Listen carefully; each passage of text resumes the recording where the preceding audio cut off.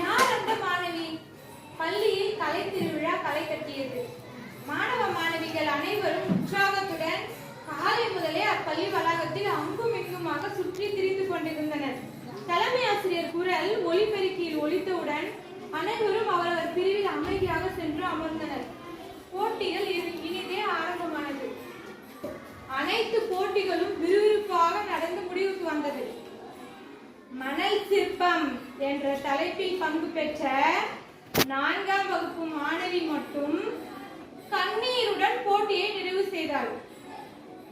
காரணம், அவளுக்கு நேரம் போதாமையால் பாதியில் மணல் கோட்டை நின்றுவிட்டது.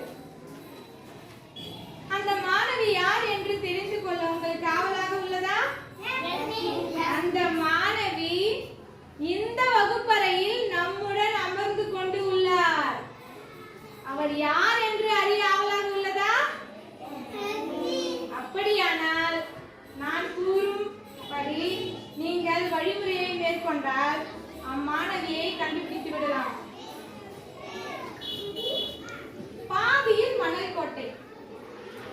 பாதியில் மணல் கோட்டை. பாதியில் மணல் கோட்டை.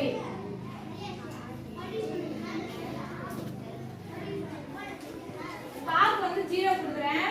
தீக்கு 1, ஈக்கு வந்து 2, இல்லுக்கு 3, மாக்கு 4, நாக்கு 5, இல்லுக்கு 6, 7, 8, 9. அப்போ 0ல இருந்து 9 வரைக்கும் நான் நம்பர் எழுதிட்டேன். எந்த எழுத்துக்கு கீழே எந்த எண்ணுன்றது எழுதிட்டேன். இப்போ நம்ம அந்த மாணவியை கண்டுபிடிக்கிறதுக்கான க்ளூ உங்களுக்கு கொடுக்க போறேன்.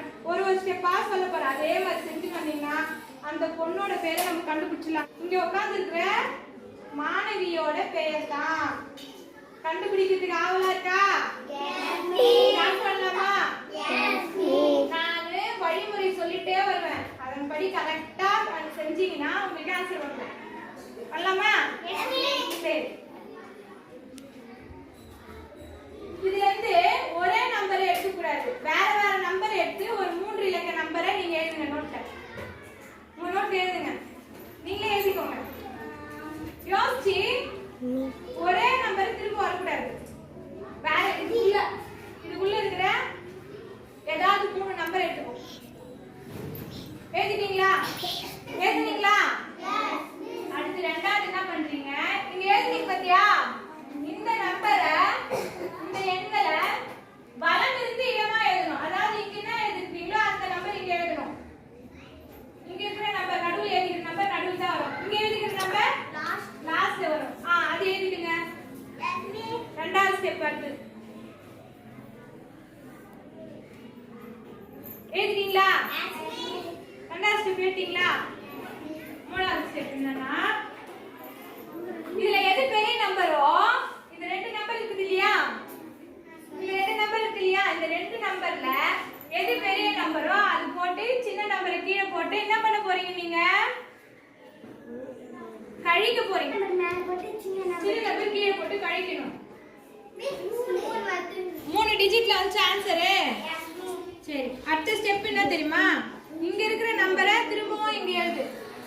நடுவுல இருக்கிற நம்பர் நடுவுல வரணும். இடது பக்கம் இருக்கிற நம்பர் வலது பக்கம் போகணும். எழுதிட்டீங்களா?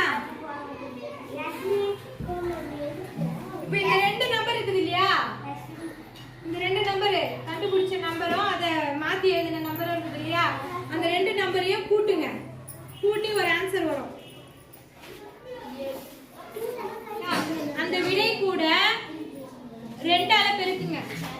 அந்த விடையை 2ஆல பெருக்குங்க. பெருக்கினா வந்த ஆன்சர் கூட 2ஆல பெருக்கி ஒரு விடை வந்துச்சு இல்லையா? அந்த விடை கூட நான் சொல்ற 1437ன்ற எண்ணை உங்களுக்கு வந்த விடையில இருந்து கழிங்க. 1437 கிடைத்த விடையிலிருந்து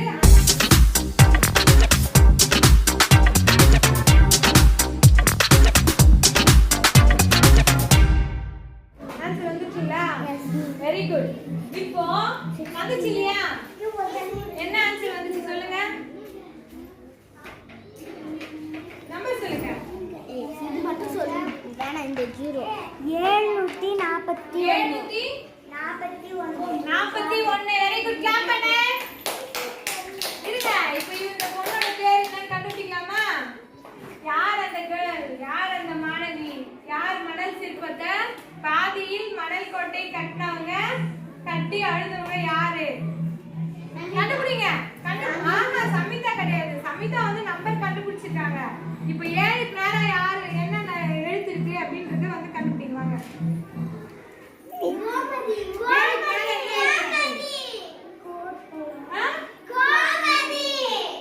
எழுதுங்க. அப்ப யார் எழுதுது மணல் சிற்பத்துல? கோமதி. எழுத்து நில்லுங்க.